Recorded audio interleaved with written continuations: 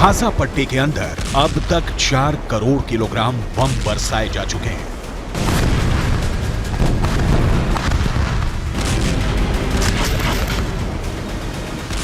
पूरा गाजा पट्टी जलकर राख हो चुका है, लेकिन इस आग ने अमेरिका के सामाजिक ताने बाने को भी जलाकर राख कर दिया है।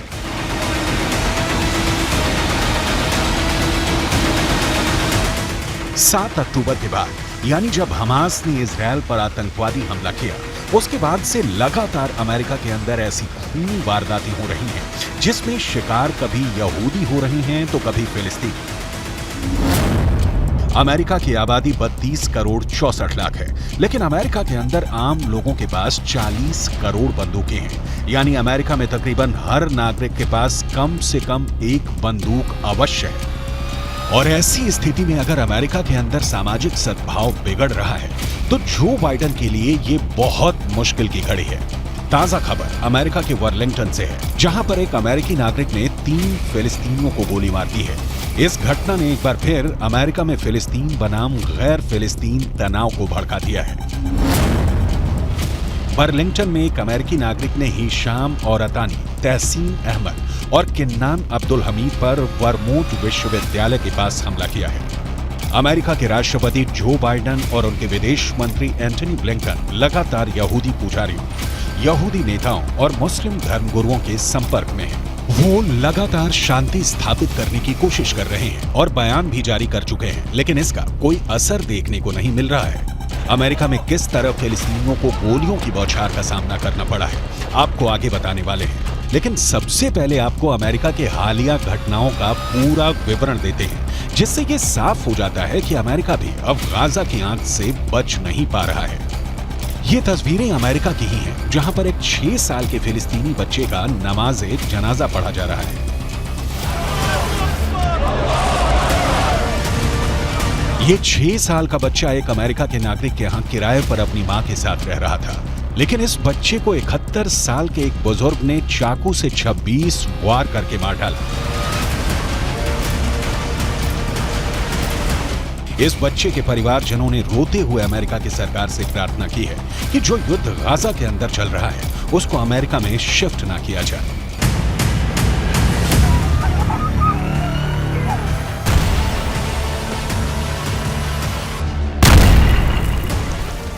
I just want to tell the whole world that we live in a country called the USA. We're not in war, and we're not bringing war here too. What happened that day for a gentleman, that he loved that kid to start with. He used to bring him toys.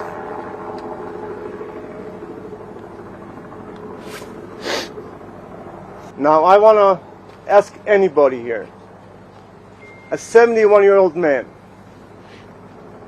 sitting on top of a 6-year-old kid, stepping him more than 26 times, and he was looking in his eyes. You tell me, is that exaggeration? You tell me what type of man he can do that.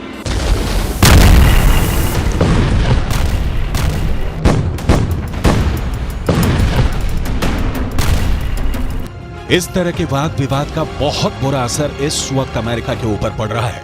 America में लगातार सांप्रदायिक हिंसा के मामले बढ़ रहे हैं, खासकर यहूदियों और मुसलमानों के बीच टकराव बढ़ रहा है। अमेरिका के डेट्रॉयट में सिनेगॉग चलाने वाली एक यहूदी महिला नेता की चाकू मारकर बेरहमी से हत्या की गई। इतना ही नहीं, अमेरिका के न्यूयॉर्क से भी विचलित करने वाली तस्वीरें आई हैं। यहाँ एक विश्वविद्यालय की लाइब्रेरी के अंदर यहूदी बच्चे छुपे हुए थे और बाहर फिलिस्तीन के समर्थक नारेबाजी कर रहे थे।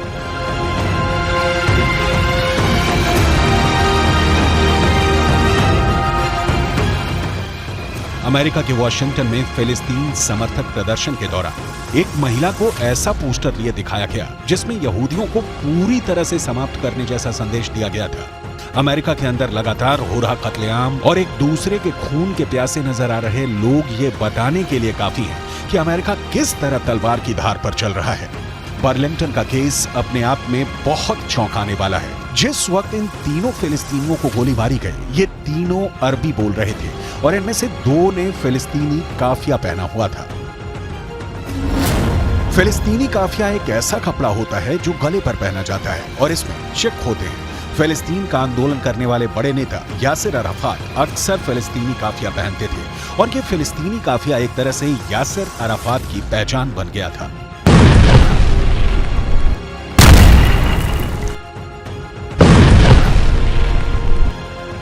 एक ब्रिटिश एक्टर और प्रेजेंटर इस्लाह अब्दुल रहमान फिलिस्तीन के लोगों के लिए सहानुभूति व्यक्त करने के लिए फिलिस्तीनी काफिया पहना था।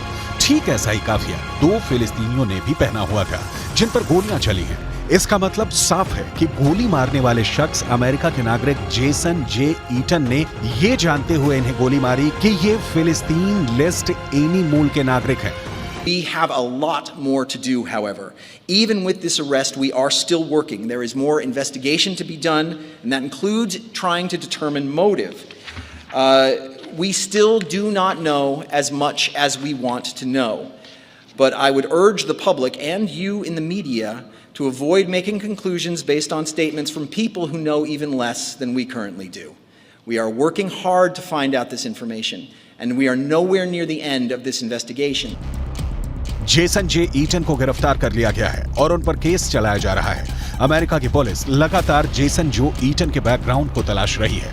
करीब 50 साल का जेसन एक किसान है और मुख्य तौर पर उसका पेशा खेती-बाड़ी है, लेकिन वो सोशल मीडिया पर भी एक्टिव है और वो फिलिस्तीन का समर्थन करने वाले अमेरिका के नेताओं के खिलाफ कई टिप्पणियां कर चुका है। अहम बात यह भी है कि जहां पर जेसन ने 3 फिलिस्तीनियों को गोली मारी है, वो जगह उसके अपार्टमेंट के पास ही है।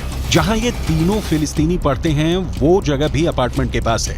क्या ये इलाका फिलिस्तीनियों के प्रदर्शन से प्रभावित रहा है, इसकी भी जांच की जा रही है। अमेरिका के राष्ट्रपति जो बाइडेन और उनकी पत्नी जिल भी इस हमले से काफी ज्यादा दुखी हैं। अमेरिका के राष्ट्रपति जब छुट्टियों के लिए नैनकुट जा रहे थे, उस वक्त भी फिलिस्तीनियों ने फ्री फिलिस्तीन के नारे लगाए थे।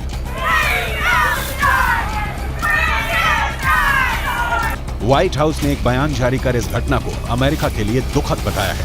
The President and the First Lady were horrified to learn about the 3 college students of Palestinian descent, 2 of whom are American citizens who were shot Saturday in Burlington, Vermont. While we are waiting for more facts, we know this: there is absolutely no place for violence or hate in America.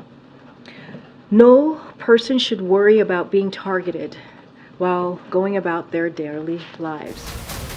जिन 3 फिलिस्तीनियों को गोली लगी है, उनकी उम्र करीब 20 साल है और उनमें से 2 की हालत खतरे से बाहर है, जबकि एक की हालत गंभीर बताई जा रही है। घायलों में से एक हिशाम औरतानी ने प्रार्थनाओं के लिए अमेरिका का शुक्रिया अदा करते हुए इजराइल डिफेंस फोर्स पर निशाना साधा है। हिशाम औरतानी ने कहा है कि यह घृणित अपराध अचानक नहीं हुआ है। मैं एक व्यापक संघर्ष में घायल हुआ हूं जो सालों से चल रहा है। मैं आज यहाँ आप में से अमेरिका के लोगों के प्यार की जितनी सराहना करूं वो कम है, लेकिन अगर मुझे वेस्ट बैंक में गोली मार दी गई होती जहां मैं बड़ा हुआ, तो वहां मेरी जान बचाने वाली चिकित्सा सेवाएं संभवतः इजरायली सेना के द्वारा रोक दी गई होती। जिस सैनिक ने मुझे गोली मारी होती वो घर जाकर आराम करता और उसे कभी दोषी नहीं ठहराया जाता। सिर्फ अमेरिका ही नहीं, हमास के हमले और फिर इजरायल के क्रूर बदले ने पूरी दुनिया को हिलाकर रख दिया है। फ्रांस के अंदर एक टीचर और 2 बच्चों की मौत एक 20 साल के चेचन मूल के शख्स ने कर डाली और चीन के अंदर भी इजरायल के एक डिप्लोमेट पर हमला हुआ है। इजिप्ट में भी 2 यहूदियों के आतंकी हमले में हत्या हुई है। हमास के नफरती तूफान ने पूरी दुनिया को धर्म युद्ध में झोंक दिया है और सबसे बुरा हाल गाजा का हो गया है।